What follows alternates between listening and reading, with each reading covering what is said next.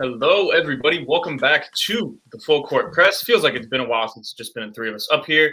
So today I am joined by Marco Romo. I'm joined by Ariel Atias, and I am Gadio Cartagena. So we got a fun episode today. A lot of catching up to do because I feel like we haven't had many conversations about the general NBA offseason. Talked a little bit on Summer League last week, but we got some more to talk about. Summer League's been very, very fun. And Mr. Summer League himself, to my top left, I believe, Marco Romo, Mr. Worldwide. I don't know. He's probably in some foreign country now. But, Marco, you were at Summer League. So we get the in-person takeaways because I know there's a lot of things that you kind of miss out on not actually being that up close and personal with the players. Let's talk about what your takeaways from Summer League are. Who was your single favorite player to watch? Oh, okay. So I have this one locked and loaded. It's Sharif Cooper from the Atlanta Hawks. That's my guy. I was surprised he fell as far as he did in the draft, like everybody else. And I'm like, watching this guy up close, he's an NBA player. That's like the basis you get at Summer League. Because you know when guys are like going to be rotation guys at the very minimum. It's just about finding out how they're going to fit this team, how they're going to fit your system. I'm not sure if he's going to be the Hawks backup immediately, but I can see it happening by mid-season. They're going to be like, yeah, we need to play this guy more. His height is still a big problem. He's still a little small out there. He reminds me of Fred VanVleet in that he's very good at getting to the rim. It's just finishing around the rim is going to be a little hard for him, his size.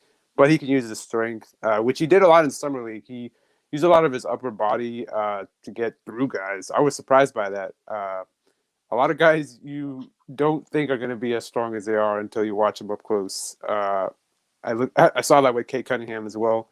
I can say Cade, but that's an easy answer. Jalen Green. These are guys we know are going to be like elite level guys.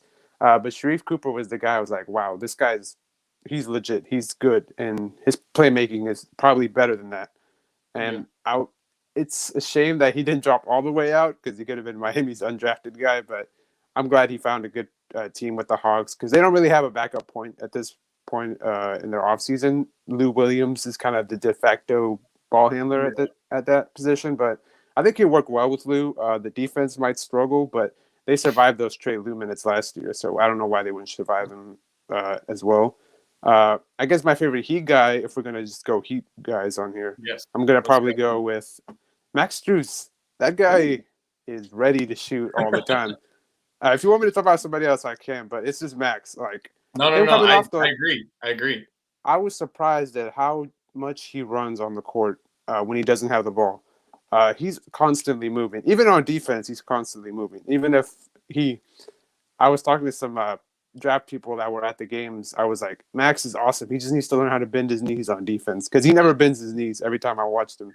He still needs some help there, but, it's Miami. We can work with that, especially as a bench guy. You're not going to be guarding the best players out there. Just don't be Bryn Forbes level bad. Just be, about here, which is fine for a guy that's just a backup. I would say Omer, but I feel like we all know Omer is going to be good. But I think Max impressed me the most with just how much he's improved from last year and just how much his ball handling has gotten a little better. Last year it was pretty shaky. He comes off the curls ready to shoot or dribble into a pick and roll, which I think they're going to use that a lot, especially if he plays with backups like Dedmon, who loves that kind of quick screen and roll off a curl like that. I hope they use that a lot this season, which I imagine they will. But yeah, those two guys. Yeah, Max Strus has absolutely been he's definitely been a standout. And if you watch the NBA draft stream that we did for like 5 hours on that night, I think I'd around picked I think it was once Miles McBride was off the board because I was surprised he went over Sharif Cooper. And he actually turned out to be a pretty good player if you watch Summer League. Miles McBride or Deuce McBride, depending on what you want to call him. He's been really good for the Knicks. I like watching him play. But I was just pounding the table for the Heat to buy into the second round to get Sharif Cooper because, I mean, he's a wizard in the half court. And you break down what he is. It's like, is he a good shooter? No. Is he a good defender? No. Is he tall? No. But he's just good at basketball. And sometimes it's that simple. Just get the good players. So I'm happy for Sharif Cooper. He looks really, really good. Ariel, let's go to you here real quick. Who's been your favorite Heat player to watch? Is it Max Strus too? I was gonna go Max Strus. I'm happy and upset at the same time that Marco went Max Strus. There's so many good options though, because honestly, like I thought that, I wasn't expecting a whole lot out of the Heat Summer League team just because, nobody with that kind of high profile or anything in terms of where they were drafted coming into Summer League. Wanted to see the improvement from Max Strus, Gabe Vincent, guys like that. Didn't see Gabe Vincent, but that's okay. But man, like I just the most positive takeaway, because like for sure, Omer Yurtseven, I think that's how you pronounce it. Somebody got on us, corrected us last time. We appreciate that. He definitely showed a lot of skill. He's better than I thought he was. That was the first time that I was really exposed to him. I didn't, pay attention. I didn't watch any of these guys very much, except for some highlights here and there before Summer League. So seeing what he's able to do in the post, outside, his ability to recover at the rim, just take up a lot of space on the court. He's big. He can block shots. I was definitely encouraged by that, but I don't expect him to play a huge role for this team just because of who's in front of him in the rotation at the spot that he'd be playing at. But as far as Max Strus is concerned, you're looking to see like, okay, the Heat are short on the wings, right? Out behind Jimmy and Duncan, there's not a ton there. If you want to, break it down positionally, there's not a ton in terms of like the backup small forward for the Heat. So you're looking at Max Strus, right? And you're saying, I need to see something. Like this dude needs to show us that, he needs to really, really be the best player on the court in most of these games, because there's a very good chance that the Heat are going to have to really rely on him for legitimate regular season minutes. And he looked good, like getting to it off the bounce, getting into his shots off the dribble, taking big shots, getting to the rim a little bit. He's physical. He looks like he's in really good shape. So I was really impressed with what I saw from Max Strus. He looked like the best player in a lot of those games, and that's what you want if you're going to have to count on him for regular season minutes. Yeah, there was a lot of moments he was the best player on the floor, and I love that. Another guy I want to give a shout-out to, well, technically two. I think it's the two guys that will get the two-way spots, Marcus Garrett and Deke Giroux. But I want to touch on Marcus Garrett in specific because he did something that you don't typically see at Summer League from an undrafted free agent guy, because these guys, they come in, chip on their shoulder, they have a ton of stuff to prove, and they want to show all the facets of their game. Marcus Garrett, he was not making bad or selfish decisions. Like, he literally looked like he was just playing basketball the right way. And I think it benefited him more than anybody else on the Summer League team, because he wasn't making bad plays ever. Defensively, it was a team effort. Offensively, take a good shot or get it to somebody else that could take a better shot. I really, really like the way he was just able to fit and kind of be the glue guy for this team. So I feel fantastic about Marcus Garrett being a two-way for this team. Just want to give him some credit real quick. I want to jump in on that point, actually, because Brady made a really good point. I had, asked him on Twitter who he thought projected as the better long-term NBA player between Marcus Garrett and Deke Giroux. And he said that Deke's better right now, which I agree with. But Giroux is one of the, he's undrafted and he looks like an NBA defender right now. Like, he definitely needs Marcus to. Garrett? Marcus Garrett. Did I say Deke? Yeah. My bad. Yeah. I meant Marcus Garrett. He looks like an NBA defender right now. He probably needs to put on a little bit of weight and get a little bit bigger so he can handle, guarding legit NBA guards. But I mean, the instincts are there, the footwork's there, the hands, everything, the anticipation, it's all there. He's tough. He gets around screens. Like, I really, really was impressed with, just how advanced he looks defensively at this early of a stage, especially given that he wasn't drafted. Like, you just find a guy like that off the street and you say, he might not give us anything offensively if the Heat need him this year, but you need some guys to eat up some minutes when starters are out or injured or resting or whatever. It's not a bad option to go to. Yeah. Margo, I want to ask you this. Since you saw him in person, you kind of see the impact that he has and whatnot. Do you think Marcus Garrett, if you plugged him into an NBA game right now, would he be a slightly above league average defender? I think so. Depends on who he's playing, obviously. If you put him out there against the Cavs, I think he'd do pretty well. I think that's his base set, is just being an average NBA defender, which is not bad whenever you're an undrafted player coming into the league, because you have to find a niche. That's what a lot of these guys have to find sometimes. The guys that are lower end, you have to find a niche, whether that's shooting, whether that's being a wing defender, whether it's just being a rim runner. Summer League is for finding out what you're going to be for some of these guys that are just trying to find a contract. And I think he's already found that basis where he's going to be at least going to be a guy who's going to be in and out of the G League, getting two ways here and there, like a Briante Weber, because Briante had a pretty decent run in the NBA for a guy who really only had defense to his name. But guys like that stick around in the league a long time. I mean, look at Chris Dunn. He's still going to be around for a while, just being that kind of guy. He was drafted really high, kind of similar profile to Marcus Garrett too, actually. But yeah, I've been super impressed with the Heat Summer League. Don't want to touch on too much Heat right now because we're going to get to it at the end. Marco, one last question from your experience at Summer League. Which was your favorite favorite team to watch through Summer League outside of the Heat?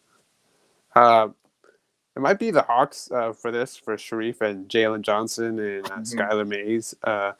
But I think I'll go away from the Hawks. I will give a shout out to Jalen Johnson. He does a lot more ball handling than I thought he would.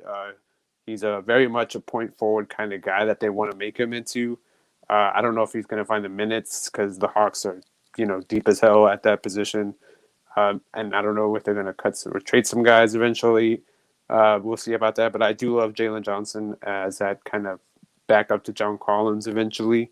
But outside of that, I think outside of the Heat as well, I'm trying to remember it was the Memphis Grizzlies. I've always said the praises about the Memphis Grizzlies. I was just looking at the team. I was like, a lot of these guys played minutes for them last year and were good. Like Tilly and John Conchar and Desmond Bain and Xavier Tillman. And I was like, that's a good test for Miami whenever I watched them. I was like, Miami's getting a good test because these are all legit NBA players already. And Omer Yurtseven did a good job against Xavier Tillman. He got him a few times, but it's a good matchup for him. Like, this is the kind of guy you're going to try to be next year. You're going to try to be a Xavier Tillman for Miami. Give decent minutes, be a backup. And watching them, I was like, wow, they have a lot of good players that they just drafted at any spot in the draft. It didn't matter, like, if they were drafting top 10 or top 20 or whether they were second-round guys.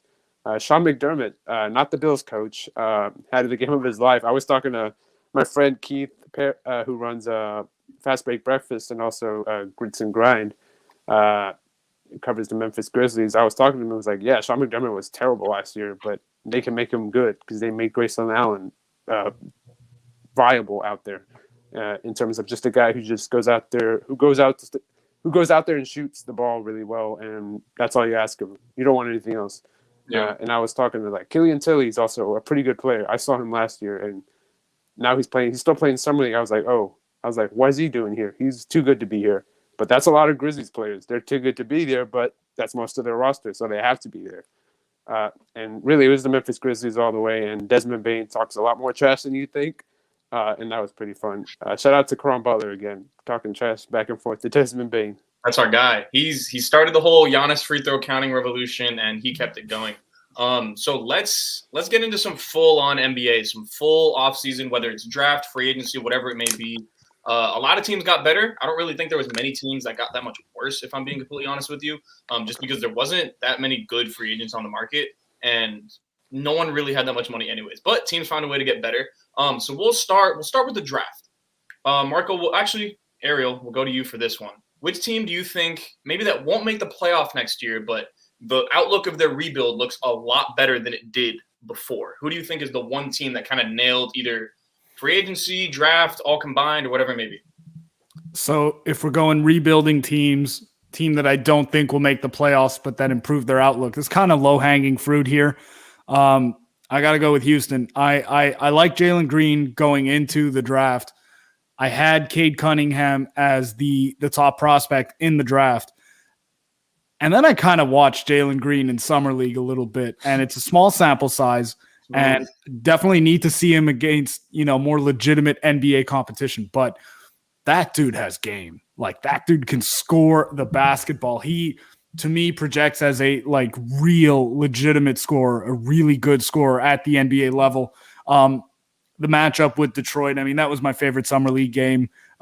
Easily, just not necessarily in terms of how good the game itself was, because Houston kind of ran away with it, if I remember correctly, but just, everything all the storylines, everything surrounding the game, the way that, Jalen Green's out there, just he just starts smoke. You know what I mean? He'll just talk. He'll create a narrative. If there is no smoke, Detroit, apparently. Yeah. He's been talking about them all on social media, whether it's Instagram Live, Twitter. He's been hating on Detroit for sure. Yeah, doesn't even need to be any smoke there. He'll just create it just for the sake of maybe motivating himself. I don't know what it is, but I like it. That's what Michael Jordan did. Right, exactly. And that's what we're doing here. We're doing Jalen Green, Michael Jordan comparisons. I like it. No, seriously though. But like he looked really good. I'm excited about him going forward. I think that the Rockets are in a really interesting position. They've got some good players. I think they had a really good draft overall. I like Josh Christopher. I like Sengun. I like, obviously, like I said, Jalen Green. I think they're in a position going forward where they've got something real to build off of right now. And, you've got Christian Wood. They've got, a couple of, younger guys that you like on that squad. And I think that they've positioned themselves going forward to be in a really good spot. They probably will be really bad this coming season. And so you expect that they'll get another high draft pick. And they're building a nice little core. So I think that's the team I'm going with for this. Yeah, we all thought that they bombed the Harden trade. They're not reaping the rewards of it now. They will eventually. Right. But I agree. I really like their young core. So you touched on Jalen Green a little bit. Marco, talk to me about the rest of those guys that they drafted, what you saw, maybe particularly from Alperen Sengun. I don't want to botch his name, but when I saw him play, he stood out to me too on Houston. Like, he looked really good. What did you think?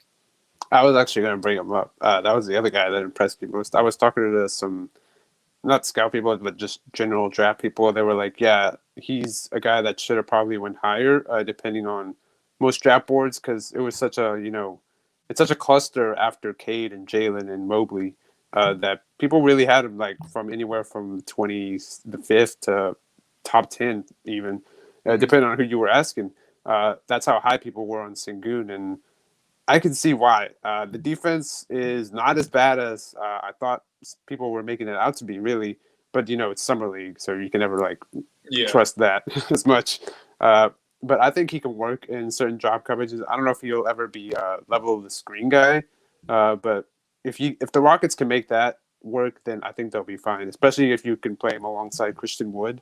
I don't know how much they're going to try that next year, but I think they'll try it out, because what else do you have to lose? You're going to be a bottom 5 team at least, so why not try stuff out? Yeah, might as well. They tried that last year with Kelly, and that worked out pretty well for them. So why not try it with Sengun, who's they kind of project him to be similar usage to Kelly in terms of 4 spot, who just kind of, throws the ball around in the right places, which is what he did in summer league. I was like, this guy's really smart. He knows how to get the ball to the guys that need the ball, like Jalen Green, like guys who are going to get their shots up. He's going to reap the rewards of playing alongside them, which is a thing that he did really well. And he's a good rebounder too. I was surprised at some of the passes he tried. They impressed me, actually. I was like, man, the ball's on this guy to try this pass. And I'm gonna have fun watching the Rockets be terrible. But at least I'm gonna have fun watching them. Mm-hmm. They strike me as kind of like my NBA League Pass team that I'm going to be hold near and dear to my heart, some of their young players, because I like Jalen Green. Kevin Porter Jr. is a very fun player to watch with his ups and his downs. Alperen Sengun, I get some really, really interesting European player vibes, kind of like there's some Sabonis in there. That's one of the players that stood out to me, where just the creativity, I think, is something where it almost looks like he's just BSing everything that he's doing, but it ends up working out sometimes. There was one move, I think he drove with the left and did a spin move and dunked it. And I was like, there's no way he's done this move before. It looked really, really uncomfortable, but he got it done. And that's just he really struck me as someone that it's going to be a pretty good player. So I like what the Rockets did as well. Let's get to a team, and Marco, we'll start with you here. One team who you expect to make the playoffs finally that hasn't been in the playoffs the last few years. This one was a little tricky because I was thinking the Cavs last year, but I was like, no, they haven't really improved so much. They haven't gotten that blue chip kind of guy to put. Eventually they will. I think eventually. that could be true for anybody out there. And not the Magic, because no. I was thinking about it, but then I was like, no, that's not happening. So really it left me to, I guess, I was going to say the Heat, but I was like, wait, they made the playoffs, but it didn't feel like it. I'm trying to think. The Bucks. I think because I think everybody's going to be in the playoffs who was in the playoffs last year. I don't see a lot of teams really making that leap. Okay, can I give you one name? The team that I've had written down. I was very high on them last year. I think I know what you're going to say. Who am I going to say? Okay, no, I don't. Say, go ahead.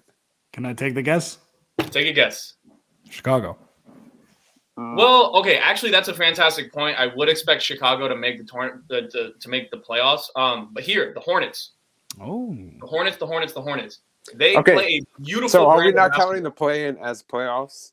No, well, Okay, because they didn't. I think you should. I think you should count it because I mean you might end up in the playoffs. I'm considering really it. slim pickings. Like I don't know if there's that many teams. Yeah, that's like, why I was confused. I was going to pick the Hornets if we're not right. counting I get what you guys are saying, but here's how I would respond is like if you're I don't know if you finish 9th, right? Like you're probably right there. You're in the hunt for 7, 8 anyways. So it's kind of hard to.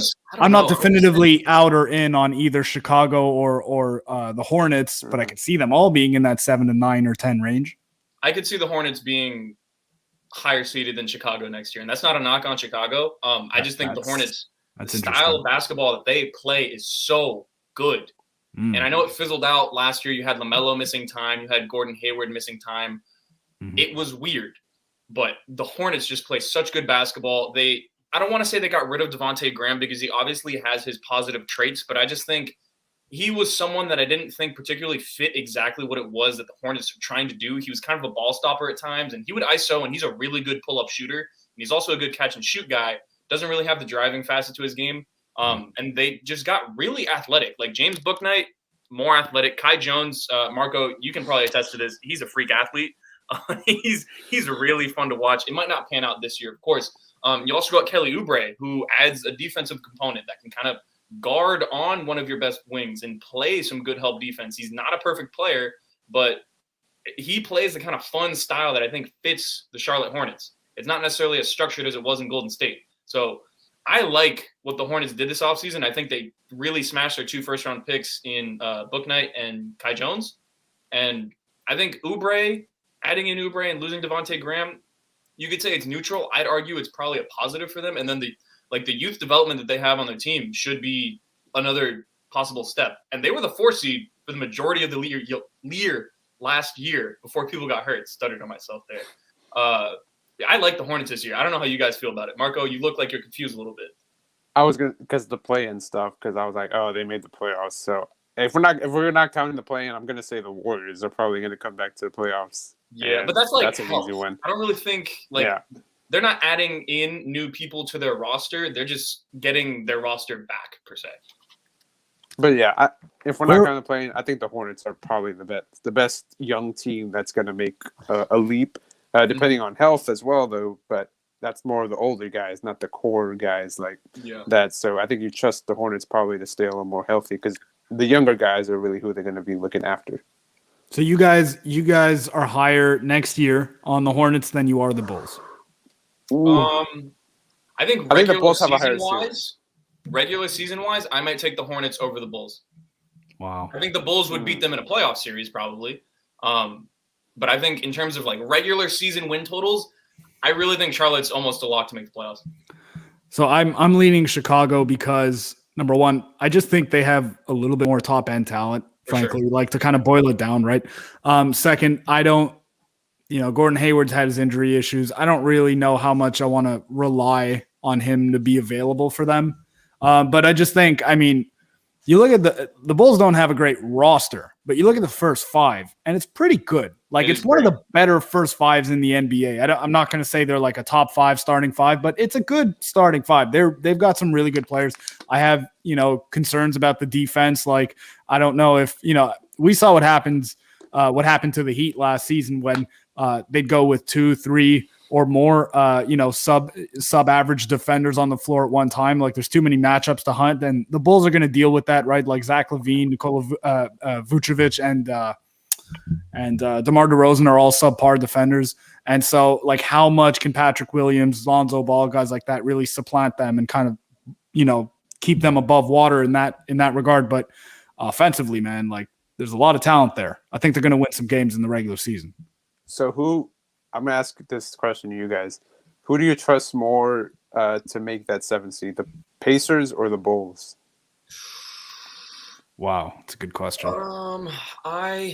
Thing is, the Pacers have always been a really talented team. I don't think their pieces particularly fit with each other, and they're just also never healthy. That's the thing. Like they just have 5 players that are all always dealing with something. And it's their best guys too. Well, yeah, like they have a bunch Yeah. of like 84 overall players if you're playing 2K. A bunch of them. But like no one particularly stands out. You could say Sabonis does. He has some fantastic offensive trades, but he is probably just as bad defensively. And this comment here from Rai Dewey, hope I'm pronouncing that correctly. Pacers with Rick Carlisle. Yeah, I think that might be where the difference is made. I might trust Rick Carlisle more, but I don't know. It's going to be interesting. I think Gad should talk about Ben's wonderful off. Just to answer.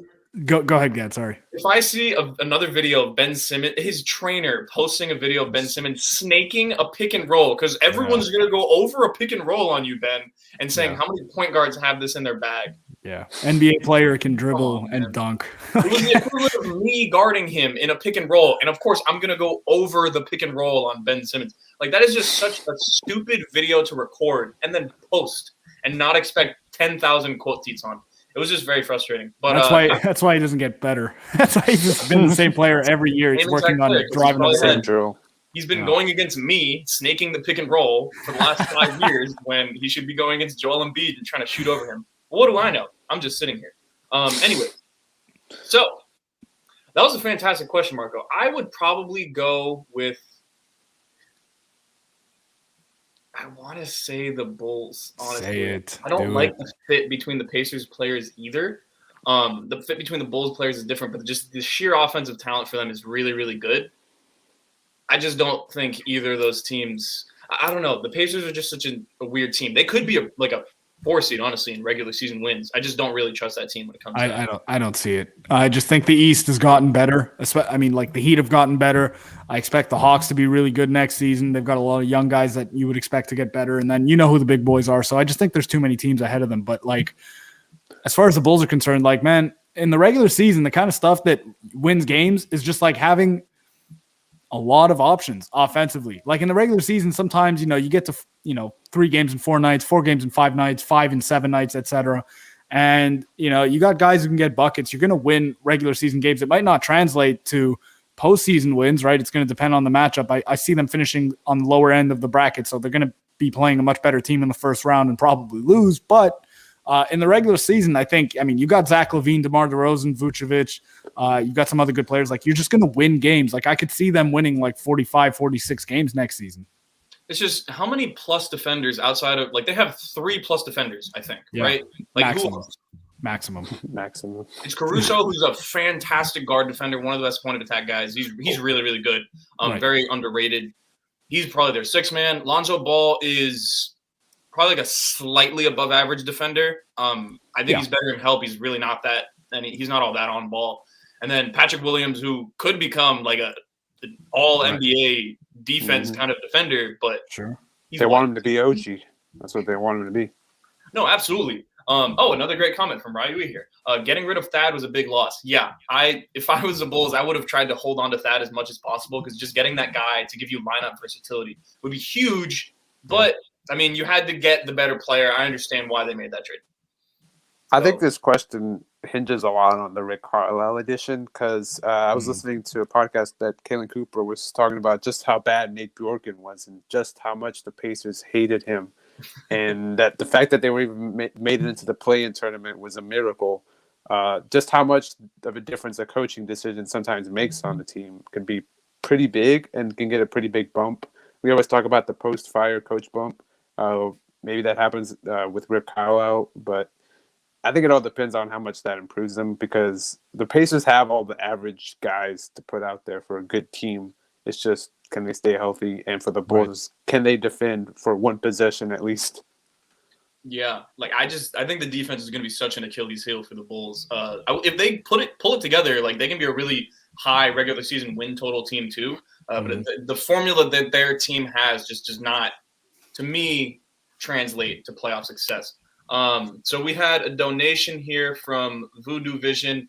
Sorry we missed the comment the first time. I guess it wasn't attached to the actual thing, but I see the comment here. So it says Deaky has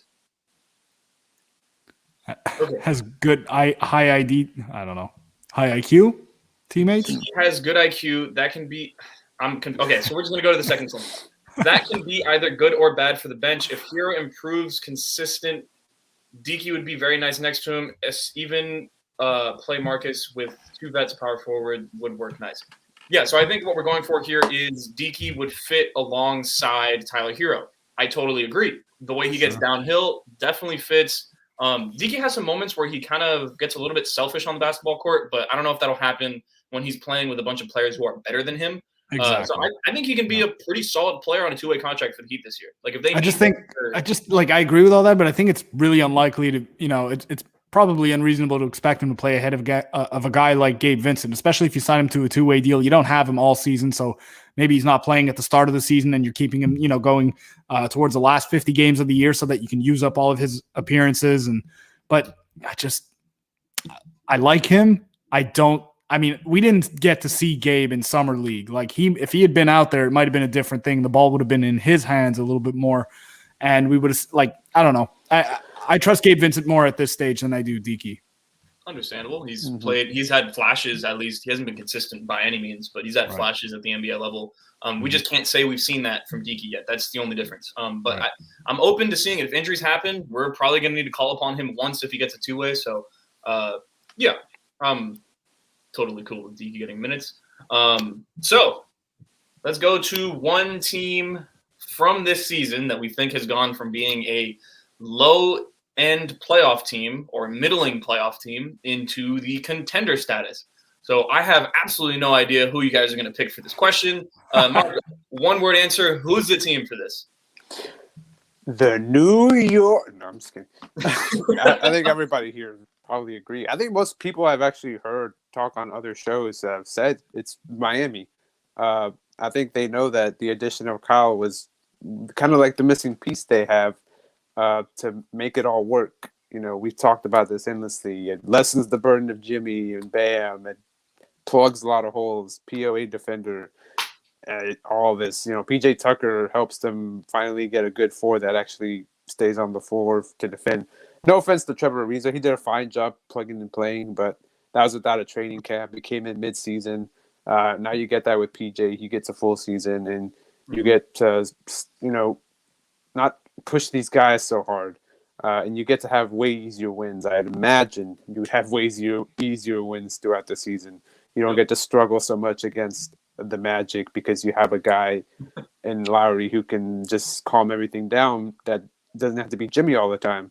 Like, you could have used Kyle Lowry last year in those games against the Wolves to guard D'Angelo Russell for 1 or 2 possessions, and you maybe win that game in Minnesota. And maybe you are the 5th seed and you end up going to the conference finals. And you don't talk about these what-ifs because you have a guy like Kyle. And I think everybody else around the league has also talked about this, how much better he is than Goran. We love Goran, but last year he was a shell of himself. He wasn't the same Goran. Kyle Lowry's going to put what you missed with good Goran, which you had in the bubble. Yes. And everybody, he's what Goran was in the bubble with better defense. Without the 3-level scoring that Goran had that run was insane, though. I'll give him that. Kyle's not a guy that gets to the rim and finishes as well as Goran because he's just a little small, but he gets to the rim a lot. He hasn't gotten into it the past couple of years because he's getting older, he's getting up there in age, so it's going to be harder for him to get to the rim. But I think it's probably Miami, and other than that, I really don't know who else you'd say. I think you say Philly's going to take a step down, and Miami's probably going to take their place in the top 3 of the East this year. Yeah, I can see that. So I want to ask this question before we switch it over to Ariel here. In a vacuum, would you take what you project to be 2021 Kyle Lowry or Goran that we got in the bubble? Ooh. Which player do you think is better? You asking both of us or? Well, I'm asking Marco first. Okay. Oh, me first? Yes, you first. I think I'd say Goran because that's hard. Because do you put Lowry's defense above Goran's clutch time shooting and like his elite 3-level status that he had that run? Because he led the team in scoring for like most of that run up until the finals, until Jimmy Butler was the guy. So I think I would. I put Goran there for just a slight edge. That's how good Goran was. Because Goran, he was playing at an all-star level, so like I totally understand that. I have my opinion, but Ariel, your thoughts on this? Gotta go, Kyle. I understand all the points that Marco's making, but I would say that, the way Kyle gets his buckets, forget about all the other stuff. Just the way that he scores the basketball is different from Goran in that he's a better pull-up threat. Now, Goran has that too, but the reason that stresses the defense more than the way that Goran gets to it is that Kyle just has a much quicker trigger. Like his release is much quicker, and he's more creative, both on and off the ball. So he stresses defenses in a different way. When Goran comes off a screen and he's getting downhill and he decides to pull up, or just when he comes off the screen, defenses knew, even 2 years ago, or last season rather, a year and a half. I don't even know what the bubble season was, but defenses kind of knew, like how quickly he's going to be able to get to that pull-up jumper, because there's kind of like a load-up time for Goran. It's not a quick trigger. Like Kyle just gets to it, bang, it's out of his hand, and it's just butter. Like he's really good from the three-point line, off the dribble, off the catch, coming off screens, and in the mid-range areas. Like he will knife you. He'll kill you with that. Like if you give him space coming off of those screens. And so that's what makes the fit with the Heat's best players so dangerous. Like you get him in there, use Bam Adebayo, Jimmy Butler as roll men for Kyle Lowry, and he'll be able to hit those pocket passes. And if you try to crowd him, that pass is there to the roll man. If you don't crowd him, he's pulling up every single time, and he is lethal from in there. So I think that the way that Kyle gets his buckets is going to be more effective and going to do more for the Heat's offense than the way that Goran got his. Now, the rim pressure thing that Marco brought up makes sense. You're right. Goran was a higher volume rim attacker during that bubble run than what we probably project Kyle to be this coming season. But Kyle can still get there.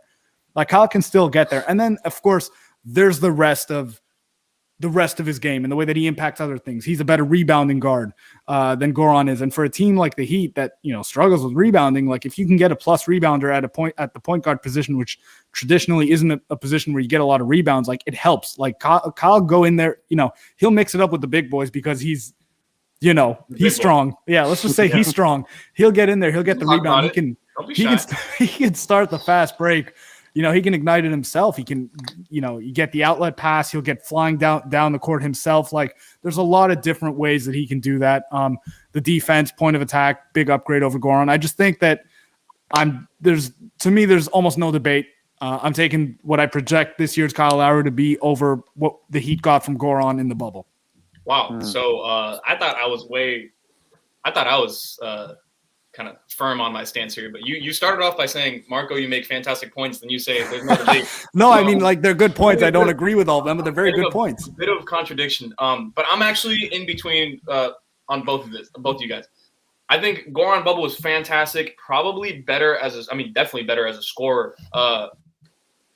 I just think it's close, but I'll take Kyle just because like the wizardry that he has in the pick and roll is something that this team has never been able to replicate. I don't care at Goran's best moments, he's never been that guy in pick and roll. So just someone that can maximize all the other players on the floor. Maybe he doesn't give you the scoring output, but he just makes everybody else better around him. And having someone like Kyle that can do that is just going to be such a big thing for this team. I'm super excited for the minutes where he staggers and kind of plays with these other guys like Strus and Hero off the bench, see how he can elevate their games. I'm also excited for Dwayne Dedmon to set screens for him because that is just Dwayne Dedmon and Kyle Lowry with Dedmon as a roll man is going to be very, very fun. I'm excited for Kyle Lowry. I think we all are, but that's a very fun debate actually because like Bubble Goran was unreal. Like I remember watching those games and I was just surprised every single time. He was good. He was really, really good. We got the absolute best out of him, and he's a Heat lifer. I would just caution against saying like, the scoring, like you don't expect Kyle to give you the scoring that Goran gave you during that run. Well, I agree with right. And also I agree with that. But at the same time, like I could see Kyle Lowry stepping up during a playoff run and averaging 20 a game. Like he's capable of that. He could do that. It's just like you said, Gad, and like the point I made earlier, it's the way that they get their points and the way that it stresses defenses in a different way. Kyle puts more pressure on the defense because there's more that they have to worry about, in my opinion, than they did with Goran. Yeah. But yeah, by that logic, then a lot of people are like, Miami's better than they were when they made the finals that year. If I think on paper, that's what a lot of people have said. And I agree with that, especially when you consider a lot of the stuff around them. Bam's older. He's going to be better. I know a lot of the younger guys are going to be better, like Duncan and Tyler. they found more of their roles now. So you imagine they would be, and I think so too. Which is why I don't get why people say they're going to finish below 5th or 6th even. That's all injury talk. Like if they're healthy, if this team is healthy, you almost have to say that they're the 3rd best team in the East. And you can make the argument for maybe the Hawks being a better regular season team because they're younger, more spry. They have more depth. Like that team they have ridiculous depth. They could lose. I mean, we saw it last year. They could lose their top 5 guys and still end up beating a team like the Heat from last year. So the Hawks are really good, but I just think the Heat are the 3rd best team in the East, in my opinion. Yes. We can debate on how big the gap is between the Heat and everybody else, or the Bucks and the Heat, or the Nets and the Heat. We can talk about that all day. But they took that step in the offseason. They took that step into becoming – they're in the conversation to be a contender. So that is a win for Heat fans. Let's get to the bench here, because the bench is probably the biggest cause of concern.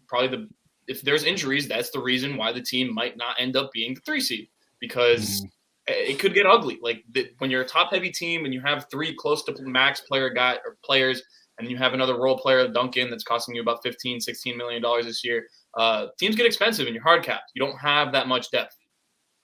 So, Marco, we'll start with you. On a scale from 1 to 10, 1 being no concern, 10 being super concerned, what is the level of concern for the Heat's bench after their top 5? I'd say around a 6.5 because I think depth can be a little overrated in terms of playoff status, which is what Miami's all their eyes are on the playoffs. They don't really care about the regular season. They're going to just try to finish at least top 4 and preferably 3, I'd imagine, and get through the season unscathed, which is why I'm not too worried about the depth, because you can stagger a lot of the minutes with Jimmy and Kyle and have a ball handler at all times out there with Bam preferably, or Dedmon, because I think Kyle and Jimmy work well with Dedmon. Like we saw last year that Jimmy really liked playing with Dwayne Dedmon. Maybe you get Omer some minutes here and there, which it's going to be disappointing to a lot of Heat fans that Omer's not going to play as much as they probably think he is. You'll see him in the preseason and you'll get your fill. There's always injuries, of course, so you never know. That's the big worry for me, is when somebody goes down, somebody's going to have to start for Jimmy, who always has an injury. It's always an ankle. Kyle, for the way he plays, you can probably expect him to miss a handful of games here and there. Yeah, that's going to be the big worry. Are you going to trust Gabe Vincent to be your backup point guard and set up the offense whenever Kyle or Jimmy gets injured? That's my worry too. I'm not a fan of the Markieff Morris signing, as I've said in a lot of threads that we are in. But if he's just your 8th guy, that's fine. You know, you're fine with that. You can stagger a lot of these guys where you're not going to need a lot from Markieff anyway.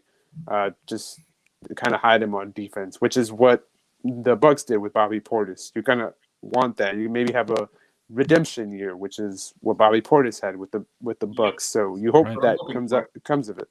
So I'm at 6.5. It can get to 7 if it gets a little closer to the season, but right now I'm at 6.5. Okay. Yeah. Ariel, 1 to 10. I think I'm at a 5. I'm going to say 5 because I am somewhat concerned, but not particularly. Number 1, I look at the bench. I say I'm pretty comfortable with where they're at positionally everywhere, except for, this is going to contradict what I said earlier, but I mean, except for probably, the backup wing rotation. I think Tyler's going to be used as a little bit more of a ball handler in the second unit in the minutes that Kyle's not out there with him. But like, they need a guy. I don't want Jimmy being the guy checking, the other team's scoring 2 guard or the wing scorer on the other team. Now you can use PJ for some of those possessions, but it's not something you want him doing every night, probably, right? So it's going to fall on Jimmy. So I think they need somebody else there. For as much as I've talked about Tyler in a negative way over the past year or so, or less than a year. Receipts. We do. I'm not running from it. There's no debate. I do like being completely straight with it. I think that, having the full off season and all of that, I think he has a better season this year. Average 15.5 or whatever it was last year. I mean, I think 16, 17 a game is a pretty reasonable expectation. So like that's a really good bench scorer for you to have on a veteran team with a lot of the majority of their talent, I would say, is in their starting five, right? And so like if you get that from Tyler, I think the other guys on the bench just kind of need to fill roles here and there. So I think they need a wing defender, like a good wing defender. Other than that, though, I'm kind of fine with it. I don't think that the bench is particularly better or worse than it was last season. It's just a little different. Again, we forget, guys, or hopefully we don't forget. They were playing Andre Iguodala like minutes last season. Wait, and at the 4. So at the 4. So Marco, how do we feel about Andre Iguodala from March till the end of the season? I don't want to even think about it. Man, Marco's having a good day. I pushed that part of my season out of my brain as soon as it was over. Yeah. We're not practicing. Marco's not practicing group economics. Well, hold on here. Interesting question then. Do you guys think that last year's Heat bench was better than what you think this year's Heat bench is going to be, given that, let's say we assume they don't do anything else? Forget about what they might do on the buyout market, right? Because they're going to be players there. Was last year's bench better than what we think this year's bench is going to be as currently constructed? I think at worst, you're the same. Right. Which is, I think, fine for what your top end talent is. So I think you're fine with that. Mm-hmm. I agree. Gad? Are you frozen? Gad is frozen. Well, at least it's not me this time. I was actually going to ask you, Ariel, about this. Is the improvement of Gabe Vincent as important as people on Twitter are making it out to be? Or No. is it just like you're really not going to need a Gabe to be out there the whole time anyway? I was tweeting about this the other day because it's what everyone was talking about. I just think it's overblown. I mean, look, Gabe improves, that's good for the team, but everybody's looking at the roster in a positional manner and saying, okay, at the center spot, you've got Bam, and then backing him up is Dedmon. And then at the 4, you've got PJ, and backing him up is Markieff. And then you've got Jimmy and Strus. And then you've got Duncan, and then Tyler. And then you've got Kyle and Gabe. It's like, it's not NBA 2K. You know what I mean? Like yes, you do need a player that's going to spell Kyle Lowry, right? You don't always want to have Jimmy being the ball handler when Kyle's not in the game. But, I mean, last season, Jimmy was the primary ball handler, just period, right? And then supplanted by a little bit of Bam Adebayo, a little bit of Tyler Hero and all of that. You've added a Kyle Lowry who's going to eat up a lot of those on-ball reps, right? So the just naturally by adding a guy like that, you're lessening the burden on some of the guys that you were worried about having too much on their plate last season in Jimmy Butler specifically. So the guy that's going to, back up Kyle, whether that's Tyler Hero, or it's Gabe Vincent, like Gabe's not going to have to do anything other than he's not going to have to handle the ball. You just got to defend your position and hit open shots when the ball swung to you. That's it. There's nothing else to it. That's why I was so frustrated with Heat fans who were like, "Oh, we have to have a real backup point guard." It's like, it's the modern NBA. You don't have to have these guys out there to be traffic cops, as I call them. You don't need a Rondo who's just going to dribble the air out of the ball for 20 seconds only to get a really bad shot up. So yeah. I don't get it. You're fine with a guy who's just good at basketball, which I don't know if Gabe's still going to be good at basketball yet. I'm still waiting on that. Just hit your open shots, Gabe, please. That's it. That's all he has to do. And Gabe. They're not relying on him for anything. But I feel like this is a question that nobody on this panel is more qualified to answer than Gad, because he, specifically paid such close attention to Gabe Vincent last year. He was a regular on the culture minutes chart. And so, Gad, how do you feel about Gabe backing up Kyle, what the Heat are going to rely on him for, and how important it really is? Well, no, if there's no injuries, he's not backing up Kyle. He's, to your guys' point, I was still listening. Don't worry. I was in the background. I was doing my due diligence. But all you need him to do is just play defense, good point of attack defense, which we know he's more than capable of doing. He's a good point of attack defender. He's physical, he fouls too much, but he knows how to play passing lanes, and he knows how to frustrate the ball handler of the opposing team, and he knows how to play them full court. He did it against Trae Young and had held Trae Young to one of his worst games last year. So he can do that. The defense is not a question, so the floor is high with him. The problem is offensively, is he going to hit his shots? If yes, then that's a fantastic contract for a minimum deal because he's a young player, kind of does everything you need. He has like pick and roll chops and he can get downhill, but you're not relying on that. I think that's something that if it happens, it happens. You're not giving Gabe the reins to the offense. If that happens, then Eric Spoelstra, I'm coming for you. But it's not going to happen. So he's not going to be your primary play initiator off the bench. It's going to be Hero, if anything, if it's non-Jimmy, Kyle, and Bam minutes. All he needs to do is just 3-and-D from the point guard position. Totally capable of doing that. And if he hits his shots, great. If he doesn't, just don't take them. Right. And to that point, I totally agree. And to that point, like, there aren't going to be any non-Kyle, Bam, and Jimmy minutes. Like, I feel like at all times, if all three are healthy, right, you're going to have one of them on the court at all times. And so if it's Bam, then you're running the offense through Bam more than anything. Like you said, Gabe just has to defend his position and hit open shots. He's going to give you're going to need 10 to 15 minutes a game from him max. That's it. So like, how much do you really need a backup point guard? Like, if you're adding one more player to this roster, do we not feel like the backup wing is more important than the backup point guard? Right. Wing. Absolutely wing. If it's someone that's a 2/3 like Wesley Matthews, if it's someone that's like 3/4, like the idea of KZ Okpala, whatever it may be, you need someone, to your point, Ariel, that can guard the wings. Yes. That is going to be an issue for this team, is the wing defense when Jimmy is not on the floor. Strus can be a fine defender. I don't expect him to be a positive pretty much at any juncture in his career. He's probably more likely than not to be a negative. You cannot have him as your primary defender off the bench. Yeah. Like, that is one thing that worries me. Like, you take Jimmy off the floor and you put Strus in for him, that defense is getting substantially worse. And that's just one of the bigger question marks that I had at the end of the season, or that I will have, I think, throughout this entire season. Bro, at the end of the season, it's going to be Westbrook holding up the NBA championship. Could be. Cool. Like, the Lakers are a really good team. I don't think anyone's fighting you on that right now. I think that's the last time we're on the screen. But Ariel, to your initial question that I never got to answer because my Wi-Fi exploded, I actually think because of the staggering, the minutes where we don't have all the starters on the floor, because they're still going to be staggering.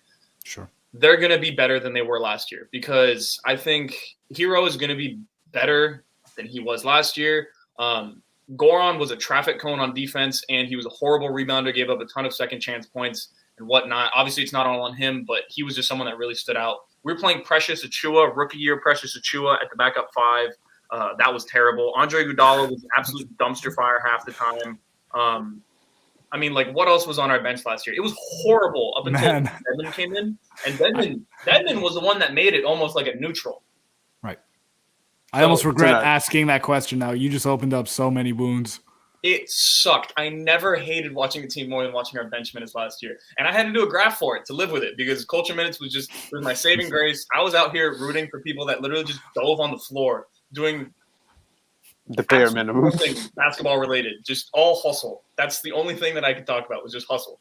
So yeah, I think the bench is going to be better this year, just because of the simple fact that we have one more guy to stagger and be an NBA player. We got Danny C with the comment, Ariza played good bench minutes during the season. Yeah, but he started. So I consider him someone that was with starters.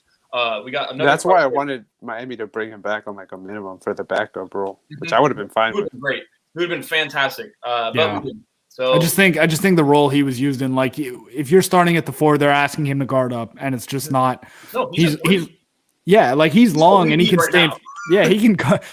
Exactly. Actually, that's a really good point. Yeah, like he'll stay in front of 3s and 2s and like guard wing players, but like you're asking him to guard up. I mean, PJ Tucker's way better suited for that. Oh yeah, for sure. Ariza, he's a good wing defender. He's a good backup wing defender. He's probably like the 3rd best defender on LA right now. But that's fine. I don't really need that, because Anthony Davis kind of just cleans up all the things all over there. Oh, actually, let's go back to the question from Vladimir Ladios. How does this team rebound? Last year, horribly. This year, I think we can say they'll be maybe average, slightly above average. How are we grading them next year, going into next year, rebounding wise? Marco, we'll go to you first. I think they're actually going to improve a lot. I think average is probably a good expectation to have, but you get a full season of Dwayne Dedmon cleaning up the glass. You saw how much he helped their rebounding rate was insane when you look at the numbers. Mm-hmm. I think he had a 20% offensive rebound percentage, which was pretty crazy. He didn't play much though, but still, that number is pretty insane. PJ Tucker is a really underrated for a guy his size for rebounding, and I think he's going to clean up a lot of those misses. He gets a lot of offensive rebounds because guys don't pay attention to him because he's always in the corner, so they put their weakest defender on him. Can I add to that point real quick? Yeah. Something that teams in the playoffs always did, like they would stick Trae Young on PJ Tucker sometimes because they would do it with Chris Paul too because he's just such a negative. Like he doesn't do anything on offense but stand in the corner. So they'll put their worst defender on him in the corner, and he's really good at when the ball goes up, he just crashes boards. Yep. So, yeah. And you also have Kyle Lowry to help with the rebounding. It's going to be a lot of addition by subtraction for Miami in rebounding. And I think they're going to be at least average in that category, which is more than enough to help their offense because they were getting killed on the offensive glass and defensive glass to give them second opportunities, which is going to help a lot. I totally agree, and I just want to add two things to that. Number one, the Heat now, I mean, specifically with the addition of Kyle, they have a lot of plus rebounders for their position. Like Kyle and Tyler Hero are plus rebounders for guards. Jimmy's a plus rebounder. I would say Bam's a plus rebounder, but the reason that's going to, I think his rebounds go up statistically speaking this season is because he's not going to have to switch out all the time because guys like Kyle are going to be able to stay in front of guys. You're going to have Jimmy, you're going to have PJ guarding the perimeter some. Like I think it lessens the burden a little bit on Bam and it lets him stay a little bit closer to the rim. And so just by virtue of that, I think the Heat end up being a better rebounding team than they were last season. Ooh, okay. We got a few more. If you guys want to fire off some questions, we'll try to go. Yeah, let's do them rapid fire. Yeah. Okay. So actually, let's go to the one from. Yes. You guys confident with scoring from the 4 spot? So normally I will delegate this question to you guys. Take it. Absolutely not. Our offensive production from the 4 is going to be atrocious, but it's going to be good everywhere else. The guys that we have at the 4 are to help everywhere but in the scoring column. If PJ Tucker, tell me if I'm crazy. I would be surprised if PJ Tucker and Markieff Morris combined to score more than 12 points per game this year. Oh, I was going to say 10, so I think 12 is a good number. I think 10 is about what they'll average. Like PJ will give you like 4 and Markieff will give you like 6 on bad efficiency. Yeah, something like that. I agree. No, I mean last year that wasn't a scoring position for the Heat either. You had Trevor Ariza and Andre Iguodala. Hey, Trevor Ariza had those 16 points in the first quarter against the Mavs, and then we got killed. Yeah. But it was fun. It sure was. We're gonna have fun games from the 4 this year. I disagree with that. You got Markieff and PJ. Like, there's gonna be some fun games. Offensively. I hear you. Okay. So, Marco, I think we've been on the same boat. Like, you didn't like the Markieff. It's a minimum, so I won't complain about the Markieff signing. It's just some people are hyping it up to be something. I don't really think there's. Yeah, I don't think there's much either outside of like a redemption story, kind of like a James Johnson thing outside of that. So maybe you get that. Maybe you get that. Hopefully, you get that one Washington season. And double down. So we got a question from Danny C here. Do you think our points per game is higher or lower? Yes or no answer, or higher or lower answer. Ariel. Higher. If we're talking just points per game, raw points per game. I'd probably say higher, but by virtue of Kyle, pretty much. Kyle's the answer to everything. Yeah, I agree with that. I think Kyle is helping out everybody, and then Hero just kind of getting back to who he can be. Oh, Adam with the question of the night. Who is your favorite Sesame Street character? That's easy. Marco. Not Big Bird. I hate that guy. Shout out to Elmo. Kelly Olynyk. He's the OG. Oh, Kelly Olynyk. That's pretty good. The Count. I don't know. I always liked him. I learned how to count math with him, actually. I literally learned how to count math. My parents got me a little thing. I think I learned how to count in English from him. So shout out to the Count. Hey, we both learned on the same thing, probably. Ariel, favorite character? Cookie Monster. Easy. You stole Too messy. Overrated. How dare you? Okay, what are the questions we have here? One from Abdul. Should they add IT as a scoring punch off the bench? I'm going to say no, because the idea of Tyler Hero and Isaiah Thomas playing defense together absolutely horrifies me. I understand scoring, but at some point you have to rely on the guy that had 37 in the bubble to score points. I think he's going to be able to do that. Gad, do you think No. No. If he scores 10 points per game, I would be shocked. They're winning the championship if he scores 10 points per game. Probably. And no. Gabe Vincent is not scoring 10 points per game this year. Who scores in double figures? Who has more of a chance of scoring double figures this season? Gabe or Markieff Morris? Oh, I hate this question. I think that's an easy one, but go ahead, Gadden. I would probably go with Markieff. Just one hot night. Markieff is just gonna get volume. Like, I don't think Gabe is gonna have that many opportunities to take that many shots. Whoa. I have the highlights posted to my Twitter timeline. I think he had 24, 5, and 3 against the Sixers in that one game where he got like 30 plus minutes. So yes, he can score 10 points in a game. I was there. Last question of the night before we wrap up here. Thank you guys in the comments, by the way. Fantastic comment section tonight. What team you think will disappoint this year? Marco, if we go by regular season, which team is going to disappoint? Sorry to pile on the Knicks, but no, I'm not sorry. I think it's going to be the Knicks. I think Julius Randle's shooting regression is going to hit, and it's going to hit hard. That's a good point. Okay. Ariel? I think I'm going to go with the Celtics. I don't know why everybody's so high on them again. Yeah, I mean, like, I think how much better do we feel like they really got? Seriously. I mean, they got rid of Kemba. They added someone who can actually play paint defense in Al Horford. He's not great at it, but he can do it. Mm-hmm. I think the Celtics are pretty solid. I think they're a pretty good team. They're probably like the 5th, 6th maybe team in the Eastern Conference. How dare you disrespect Jaylen Brown like that? Hey, it's not about Jaylen Brown. I like Jaylen Brown. I love Jaylen. Everyone likes Jaylen Brown. Yeah. How can you not like Jaylen Brown? I just don't think they're. Michael doesn't like Jaylen Brown, actually. Right. Well, that's Michael. But I don't think they're particularly better than they were last season. I think you bank on, Tatum and Brown getting a little bit better, right? Just by virtue of them being good young players. But otherwise, I mean, I think they'll finish like 7th or 8th.